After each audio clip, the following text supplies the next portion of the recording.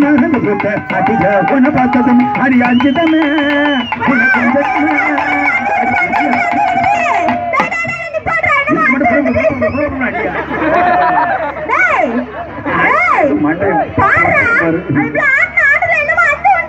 தெரிச்சு விழுந்துட்டு அதானே அப்படியே சொன்னேன்.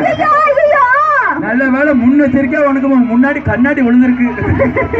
எம்ம ரொம்ப ஆட்டாத புழுக்குன்னு ரெண்டு வந்து கீழே விழுந்து அவர் பாசி கம்மல் அப்படியா?